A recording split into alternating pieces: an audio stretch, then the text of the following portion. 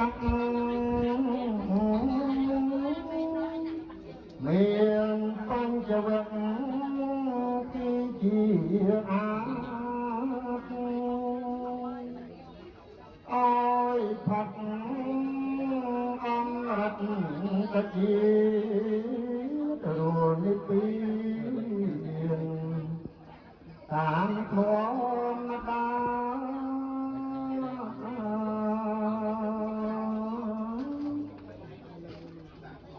chập đờm tỳ nu a rung phong ta cho thế nam ôi cả thiên phanh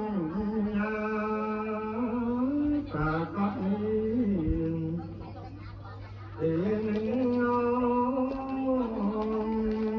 cùng còi cùng bắn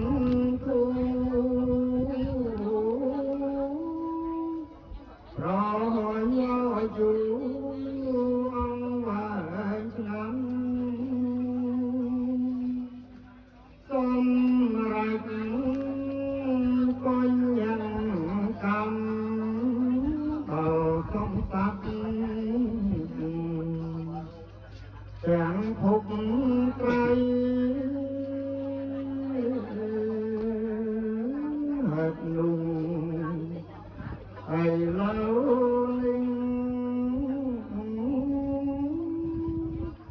dương nhung ninh xa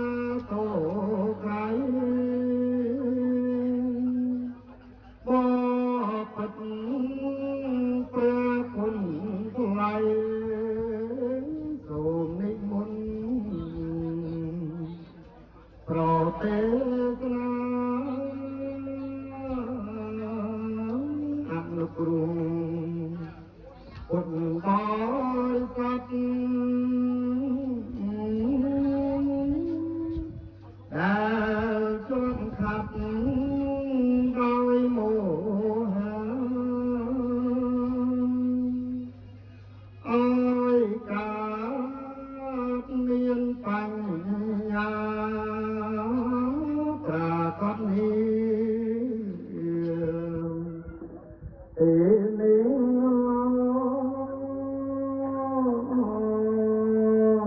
Om An Namo Tani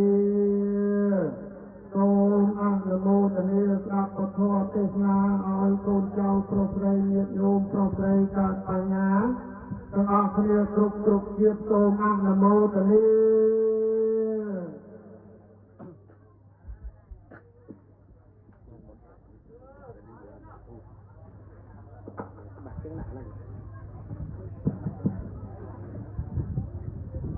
សូមអនុមោទនាលោកសុសែងលោកប្រទេសបញ្ញាការស្ដាប់នៅពធទៅយកចិត្តទុកដាក់ប្រកបទៅដោយបញ្ញាសូមអនុមោទនានមោតស្សៈភគវតោអរហតោសម្មាសម្ពុទ្ធស្សៈនមោតស្សៈភគវតោអរហតោសម្មាសម្ពុទ្ធស្សៈនមោតស្សៈភគវតោអរហតោសម្មាសម្ពុទ្ធស្សៈ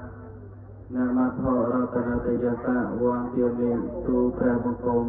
ញោមប្រកាសរុណាម្ចាស់សូមលើកកំបងពងអញ្ជលីក្រាបនមស្ការចំពោះប្រជុំ3នៃប្រតិរតគឺមានព្រះពុទ្ធរតនៈ1ព្រះធម្មរតនៈ1និងព្រះសង្ឃរតនៈ1ដែលជារតនៈដ៏ឧត្តមឧត្តមវិសេសវិសាលក្នុងលោកបំផុតនៅសូមធ្វើនៅសេចក្តីគិរវៈរាប់អានជាមួយលោកម្ចាស់ប្អូនគ្រប់ព្រះអង្គនិងសូមចម្រើនពរចំពោះញាតិញោមប្រុសស្រីទាំងអស់កុមារាកុមារីយុវជនយុវតីដែលនឹងសូមចម្រើនពរចំពោះលោកបងវាចាទាំងអស់ដែលចេះចាំនៅពុទ្ធវិន័យនៅពុទ្ធបញ្ញត្តិរបស់ព្រះសម្មាសម្ពុទ្ធនៅក្នុងកន្លែងណាមួយទៅសូមខន្តីអភ័យទោសរាល់កំហុសឆ្គងទាំងឡាយណាដែលអង្គខ្ញុំ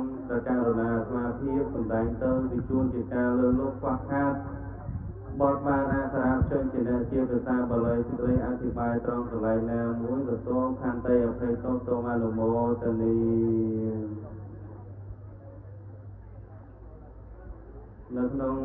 ឱកាសវេលាពេលនេះគឺជាបុណ្យជាបណកិច្ចឬមួយក៏ជាបុណ្យសពឬក៏បុណ្យជាបណកិច្ចគឺជាកិច្ចចុងក្រោយ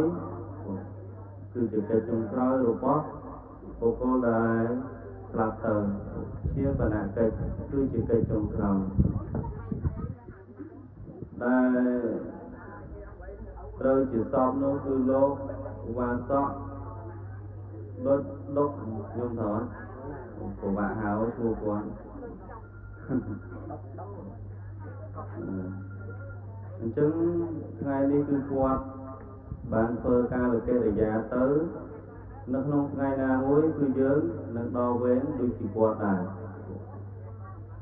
ទេអារាមពេជាយេវុធាយេពីលាយេបណ្ឌតាអតឡាភិចៈសាពេមច្ចុបរាយនាគួរចូលនោះមកទោះបីជាក្មេងក្តីចាស់ក្តីពីលក្តីបណ្ឌិតក្តីអ្នកមានក្តីអ្នកក្រក្តីគួរចូលនោះតែងតែមាននៅសេចក្តីស្លាប់នៅខាងចុងបំផុតគ្រប់ប្រាណក្មេងក្តីចាស់ក្តីពីលក្តីបណ្ឌិតក្តីអ្នកមានក្តីអ្នកក្រក្តីចុងក្រោយរមែងមានសេចក្តីស្លាប់ទាំងអស់តាពេតាតាមរិសន្តទេមរណន្តានិជីវតាយថាកម្មੰកមិសន្តទេបញ្ញបាពៈលោបគានិរយ៉ាងបាបកម្មន្តាបញ្ញកម្មចតកតំសត្វទាំងឡាយទៀងតានឹងស្លាប់គ្រប់គ្នាព្រោះថាជីវិតរបស់សត្វទាំងឡាយសុទ្ធតែមានសេចក្តីស្លាប់នៅខាងចុងបំផុតគ្រប់ប្រាណម្យ៉ាងទៀតសត្វទាំងឡាយរមែងកាន់យកនូវផលបុណ្យផលបាបហើយនឹងទៅតាមយថាកម្មគឺទៅតាមគួរដល់អំពើល្អនិងអាក្រក់ដែលខ្លួនបានធ្វើអ្នកដែលធ្វើបាបតែងធ្លាក់ទៅតោយទុកក្នុងនរកចំណែកខាងអ្នកធ្វើបុណ្យតែងឡើងទៅកាន់សុគតិភពតាស្មាករិយាណានិច្ចយ៉ាងសម្បរាយិកាំបញ្ញានិបរលោកក្នុងបតថាហំទេបានិណាព្រោះហើយដូច្នោះហើយសាធុជនអ្នកមានចំណងចង់បានសេចក្តីសុខដល់ខ្លួនគួរតែប្រញាប់ប្រញាល់ធ្វើអំពើបុណ្យដែលជាគុណគឺអ្នកប្រាជ្ញតែងរាប់អានឲ្យបានជានិច្ចគឺខ្លួនត្រូវកសាងសន្សំគ្រាន់នឹងបានជាទីពឹងទៅក្នុងភពខាងនេះព្រោះថាបុណ្យទាំងឡាយនឹងតែងជាទីពឹងពំនាក់របស់សត្វទាំងឡាយក្នុងបរិលោកត្រាបាននេះញោមលឿនពេកអ្នកស្លាប់គេទៅបានហើយអ្នកដែលស្លាប់គឺអ្នកដែលនៅមានជីវិតដែលត្រូវជាបងត្រូវជាភរិយាក្តីត្រូវជាកូនជាចៅក្តីគាត់ស្លាប់ទៅហើយប្រៀបដូចជាគល់អូសដែលប្រៀបដូចជាគល់អូសមួយគល់អញ្ចឹងអ្នកណាចង់យកគាត់ទៅណាក៏បានដែរញោមតាចង់សាយយកទៅទម្លាក់នៅក្នុងស្រែក៏គាត់មិនដឹងក៏គាត់មិនអាចធ្វើអីបានដែរយើងនៅមានជីវិតពេលនេះហ្នឹងសូម្បីតែសាច់យើងជ្រួញបន្តិចថ្មិញយើងរៀងឈឺបន្តិចសក់កោងយើងថែតាំងពីទូចក៏ប៉ុន្តែអាមច្ចរាជនៅព្យាធិហ្នឹងគឺវាអត់ស្រឡាញ់យើងទេយើងដឹងថាអាហ្នឹងជារបស់អនត្តាខ្លួនរបស់យើងគឺជារបស់អនត្តាជារបស់ដែលយើងខ្ចីគេមកប្រើប្រាស់តែប៉ុណ្ណោះនៅក្នុងថ្ងៃណាមួយគឺយើងនឹងផ្លាស់ទីពីកន្លែងនេះទៅកាន់កន្លែងថ្មីតែមិនដឹងថាទៅកាន់កន្លែងណាទេវាអាស្រ័យទៅលើបុណ្យហើយនឹងបាបរបស់ញាតិញោមយើងហួងហែងថាមិនចង់ឲ្យសក់កោទេមិនចង់ឲ្យថ្មិញបាក់សាច់ជ្រួញខំលាបលេឥឡូវនេះសម័យទំនើបផងខំថែរក្សាណាចុងក្រោយយកឈ្នះមច្ចរិយអត់បានសោះលើកយកឈ្នះលើខ្លួនឯងបានក៏ប៉ុន្តែយកមិនឈ្នះលើមច្ចរិយអត់បានទេគឺសេចក្តីស្លាប់ហ្នឹងយកឈ្នះអត់បានទេអ្វីវាមិនទៀងទាត់ទេក៏ប៉ុន្តែ សេចក្តីស្លាប់គឺវាទៀងទាត់ហើយវាជាអមតៈទៀតសូម្បីតែព្រះសម្មាសម្ពុទ្ធក៏ព្រះអង្គចូលកាន់បរិនិព្វានដែរចុះយើងជាពុទ្ធជនសូម្បីតែស្ដេចក៏សោយទីមង្គតលោកក៏ចូលក៏សុគតហើយញាតិញោមងោមញាតិញោមទៀតស្លាប់ទាំងអស់ហ្នឹងអូមិនថាក្មេងថាចាស់មិនថាពីលល្ងងចេះដឹងប៉ុណ្ណាក៏ដោយ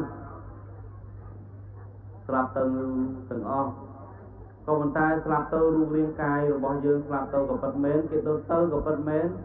អ្វីដែលមិនសល់ក៏គឺកិត្តិយសនិងកេរ្តិ៍ឈ្មោះហើយសេចក្តីល្អដូចជាអាត្មាលើកដូចជាសម្ដេចព្រះសង្ឃរាជជុំណាតឬមួយក៏ក្រមងុយជាដើមសុទ្ធសឹងតែជាអ្នកប្រាជ្ញបិតាអក្សរសាស្ត្រខ្មែរបិតាអក្សរសាស្ត្រខ្មែរទៅមុខឬមួយក៏1000ឆ្នាំទៅបើសិនជាកូនខ្មែរយើងនៅថែរក្សាអក្សរសាស្ត្រខ្មែរគេនៅតែស្គាល់សម្ដេចសង្ឃរាជជុំណាតចឹងដឹងពីស្នាមពពោះតែលោកបានបន្សល់ទុកនៅតែបើសិនជាយើងនៅមានជីវិតយើងមិនបានធ្វើប្រយោជន៍ទៅដល់កូនមិនបានធ្វើប្រយោជន៍ធ្វើសេចក្តីល្អជាមួយអ្នកជិតខាងទេគឺមានអ្នកណាស្គាល់មានអ្នកណាចងចាំឈ្មោះរបស់យើងទេដូចជាផ្សាយអញ្ចឹងហុយយើងឃើញបាត់ឈឹងរោគលេងឃើញបាត់អញ្ចឹងអ្វីដែលដូចជាគាត់បានធ្វើកាលកិរិយាទៅក៏ពិតមែនបើសិនជាគាត់នៅរស់រៀនមានជីវិតគឺគាត់បានធ្វើសេចក្តីល្អគាត់ធ្វើបុណ្យធ្វើទានគឺគាត់ទៅកាន់កន្លែងដ៏សមគួរទៅតាមបុណ្យទៅតាមកម្មជាអ្នកតតែងយើងកើតមកនេះមានរូបរាងកាយមានដៃអវយវៈគ្រប់គ្រាន់ទាំងអស់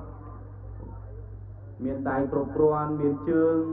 ខ្លះមានជើង6ក៏ម្រាម6ក៏មានមាត់វាចតិចវាចមិនទៀតទេញោមដើរខ្វែវក៏មានអាខ្លះដើរអង្គលនៅក្រោនៅលើដីក៏មានទាំងអស់ទៀតញោមហើយសួរថាអ្នកទាំងអស់នោះចង់បានរូបរាងកាយបែបហ្នឹងទេថាអត់ចង់បានទេតែកម្មជាអ្នកតាក់តែងរូបរាងកាយយើងទាំងអស់គឺកម្មជាអ្នកតាក់តែងទាំងអស់តាក់តែងឲ្យយើងទៅតាមបុណ្យរបស់យើងដូចយើងចូលរៀនអញ្ចឹងញាតិញោមបើសិនជាយើងខំប្រឹងរៀនយើងខំប្រឹងយកចិត្តទុកដាក់ស្ដាប់លោកគ្រូអ្នកគ្រូគឺយើងកើតបញ្ញាគឺយើងចេះបើសិនជាយើងចូលទៅក្នុងសាលាមានឈ្មោះថាជាសិស្សមិនទទួលបានចំណេះដឹងទេយ៉ាងណាមិញបុណ្យកុសលក៏អញ្ចឹងដែរកម្មជាអ្នកតាក់តែងទៅតាមបុណ្យទៅតាមបាបដែលបានធ្វើហើយអារម្មណ៍ដែលមុននឹងស្លាប់ហ្នឹងគឺមាន3យ៉ាងអារម្មណ៍មុននឹងស្លាប់គឺកម្មទី1គឺកម្មហ្នឹងគឺឲ្យយើងនឹកឃើញអំពើដែលយើងបានធ្វើនឹកឃើញដែលយើងបានធ្វើនឹងអំពើអកុសលក្តីកុសលក្តីអំពើល្អក្តីអំពើអាក្រក់ក្តីទី1គឺកម្មញាតិញោមស្រាប់ឲ្យបានមុននឹងដាច់ខ្យល់ផឹងញាតិញោមចំណាំទី1គឺកម្មនឹងមានន័យថានឹកឃើញដល់អំពើល្អនិងអាក្រក់ឧបមាថាយាយអញ្ចឹងចូលចិត្តមូលកផ្លូវចៅចូលចិត្តជេរចូលចិត្តបោចសក់ចៅគប់នេះគប់នោះញោមចាំមើលមុនដាច់ខ្យល់អាដៃនេះមូកតេលមូខ្នើយហ្នឹងអាហ្នឹងទី1ញោមត្រូវបានអាហ្នឹងទី1យើងអាចធ្វើឲ្យបានទេដល់ពេលហ្នឹងហើយអាត្មាទេសនេះមិនមែនឲ្យញាតិញោមនេះទេតែឲ្យញាតិញោមដឹងថាមុននឹងដាច់ខ្យល់មុននឹងហើមជីវ័នចិត្តរបស់យើងចុងក្រោយហ្នឹងវាឲ្យនឹកឃើញតែ3យ៉ាងហ្នឹងទេ ទីពីរគឺកម្មនិមិត្តនិមិត្តឃើញអំពីកម្មដែលយើងបានធ្វើដូចជាទី1អញ្ចឹងឃើញបុណ្យហើយនឹងបាបរបស់យើងដូចជាទី1អញ្ចឹងប្រៀបដូចជាយើងកំពុងតែមើល account អញ្ចឹងយើងបានទៅត្រឹមឈរមើលបានទៅត្រឹមដេកមើលអញ្ចឹងបានទៅត្រឹមដេកមើលទូរស័ព្ទអញ្ចឹងដេកមើលទូរទស្សន៍អញ្ចឹងក៏ប៉ុន្តែយើងមិនអាចធ្វើអ្វីបានទេអត់អាចធ្វើអ្វីបានទេអានឹងទី2ទី3គឺកតេនិមិត្តទី3គឺកតេនិមិត្តកតេនិមិត្តហ្នឹងឲ្យយើងនឹកឃើញអំពីការគិតរបស់យើងនឹកឃើញពីនឹងជីវ័នចិត្តចុងក្រោយហ្នឹងអញ្ចឹងហើយមុននឹងសូត្រកាវតាអីហ្នឹងគេតែងតែយកបបត់យកមកដាក់ក្បែរខ្លួនឲ្យលោកសូត្រធម៌ហើយឲ្យមានអាទៀនធូបលើកដៃសំពះអញ្ចឹងទៅឲ្យគាត់នឹកឃើញតែអំពើល្អមុននឹងគាត់ដាច់ចោលទៅវាសំខាន់ញាតិញោមសំខាន់ណាស់ចុងក្រោយជីវ័នចិត្តចុងក្រោយគឺសំខាន់បំផុតបើសិនជាញាតិញោមផ្ដោតទៅលើអ្វីនឹកឃើញទៅដល់រឿងអីគឺញាតិញោមទៅទីហ្នឹងហើយបានបកក្រោយវិញឧបមាថាជីវ័នចិត្តចុងក្រោយហ្នឹងនឹកឃើញចង់កាប់ចង់គប់មាន់មួយអញ្ចឹងនឹងទៅហ្នឹងហើយញោមទៅហ្នឹងហើយដូចវិខោដែលស្រឡាញ់ជីវោអញ្ចឹង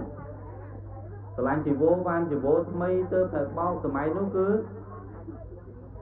គេមិនមានជាមិនមានអីធ្វើទេគឺលោកយកពីសាក់សពកណាត់សហ្នឹងយកពីកន្លែងដែលគេបោះបង់សពយកមកប៉ះមិនស្អាតដូចជីវោយើងសម័យនេះទេគឺលោកដេដោយខ្លួនឯងអត់មានញាតិញោមណាមានសទ្ធាក៏គេទិញកណាត់ទិញអីយកមកប្រគេនឲ្យលោកធ្វើទាំងទៅ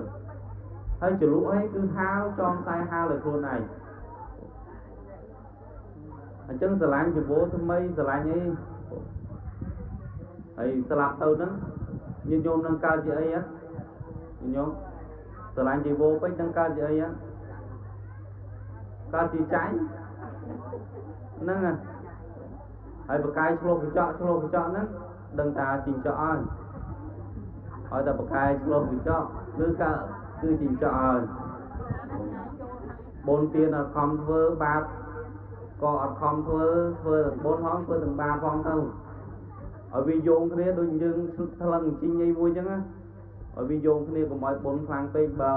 បើសិនជាបានបូនច្រើនទៅក៏ល្អដែរតែនៅលើโลกនេះគ្មានអ្នកណាដែលថាមិនមានបាបទេសូម្បីអាត្មាក៏មានដែរខ្ញុំស្រាប់បានណាអានេះអាត្មាទេឲ្យអ្នករស់ដូចគ្នាស្រាប់ទេអ្នកដែលស្លាប់ទៅគឺគេស្លាប់លេងបានហើយគឺគាត់ស្លាប់លេងបានហើយអ្វីដែលយើងត្រូវធ្វើនៅពេលនេះមានតែបុណ្យកុសលដែលយើង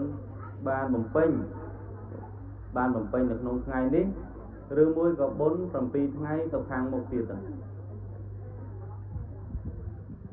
ហើយយើងសុទ្ធសឹងតែជាសោកស្ដាយញាតិញោមសោកស្ដាយហើយដែលយើងបាត់បង់សមាជិកនៅក្នុងគ្រួសាររបស់យើងបាត់បង់យើងធ្លាប់តែឃើញមុខគ្នាធ្លាប់តែហូបបាយជុំគ្នាតណាឃើញគ្នាតែពេលនេះនៅយប់បន្តិចនេះគឺលេខឃើញមុខគាត់ហើយសតតែធាតតែមិននឹងទេ3ក្នុងខ្លួន4ក្នុងសាច់1កាត់ផ្ដាច់2ទៅតាម3ក្នុងខ្លួនហ្នឹងគឺអនិច្ចំទុក្ខំនិងអនត្តា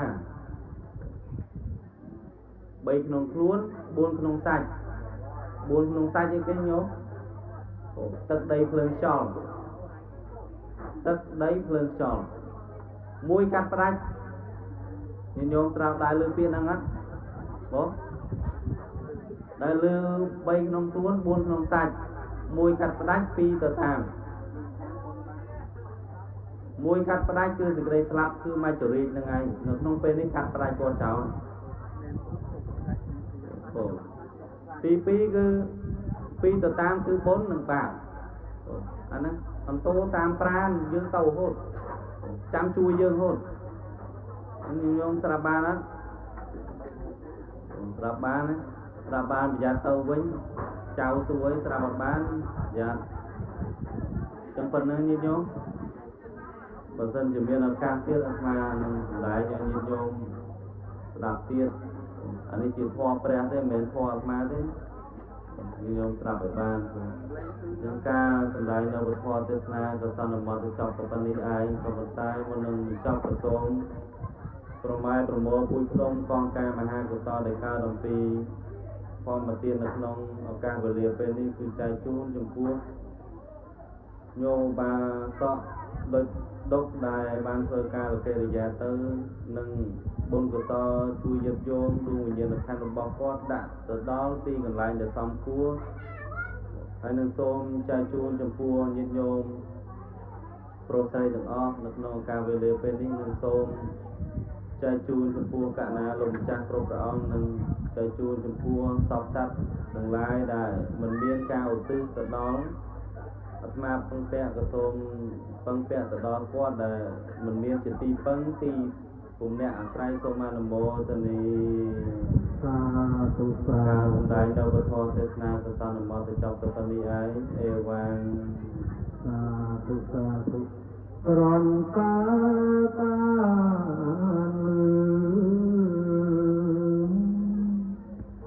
ធម៌ទេសនាខ្ញុំព្រះកាន់រណារីករាយក្រៃប៉ុន្តែព្រះអង្គខំខ្លីតែមានអត្តន័យខ្លឹមសារនឹងទឹកចំអង្គព្រះគុណណាតែគុំ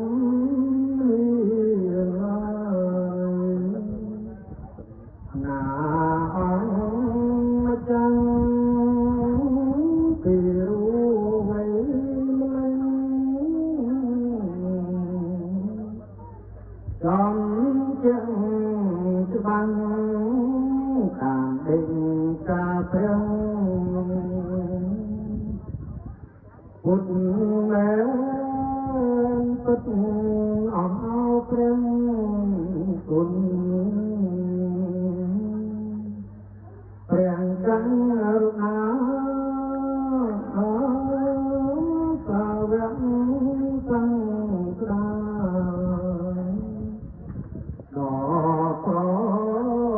ណិតវេញេសច្ចធម៌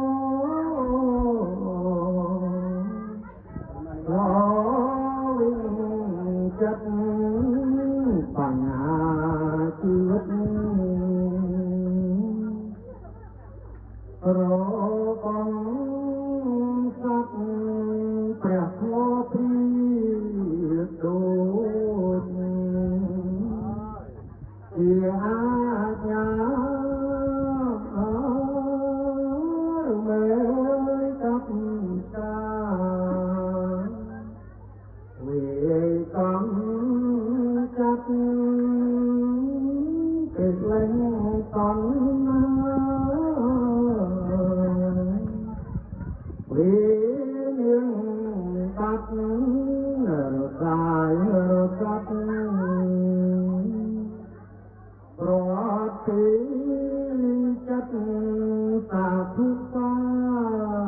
ធុ